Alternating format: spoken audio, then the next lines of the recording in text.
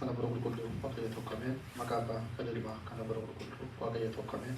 Maqaa abbaa kan ilmaa kana bara qulqulluu waaqayyo tokko ameen.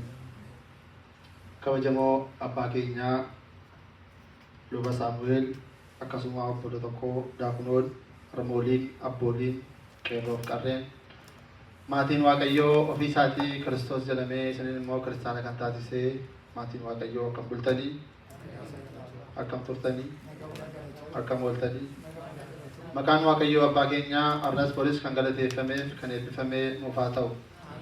Akkasuma maqaa isaa waamnee maqaa ishee kan hin daganne haadha waaqayyoo dubaroo Maariyaam kan galateeffamteef kan eebbifamtee nuuf haa ta'u. Hundumti keessanii baga geessanii torban tokko kiyaa tokko torban tokko tokko torban tokko tokko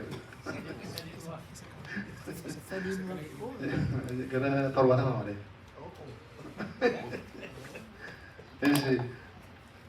egaa yeroo darbe akkuma beekamu egaa hin bu'ee kan jedhamu warrede kan jedhamu amma immoo qulqulleettii jedhama gidduu kun immoo torban hundumti isaanii maqaa qabachuudha. Maaliif qulqulleettii jedhame qulqulleettii jechuun maal jechuudha kan jedhamu immoo egaa wangeeluma irra dubbifame irratti ibsaa deema jechuudha waaqayyo guyyaa guyyaatti jechuudha.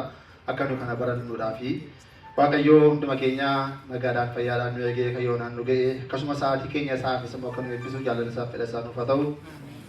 Egaa itti seenne irraa qormaati jira qormaata kana keessa bahuudhaa fi waaqayyo amma dhumaatti amma akka nuyi dhaabbannu waaqayyo hunduma keenya nu haa taasisu.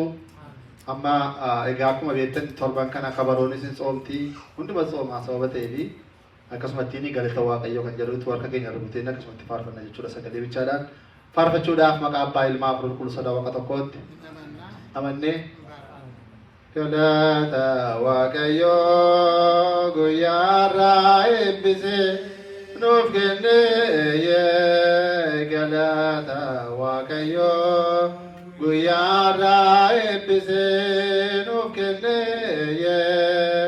bakka jirurraa nu waame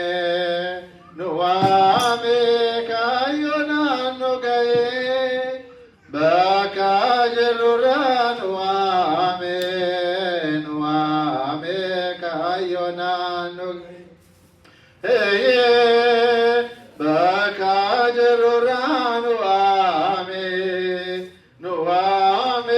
kaayyoon nu ga'e bakka jirurraa nu waame kaayyoon nu ga'e galata waaqayyo guyyaarraa eebbisee nuuf kenne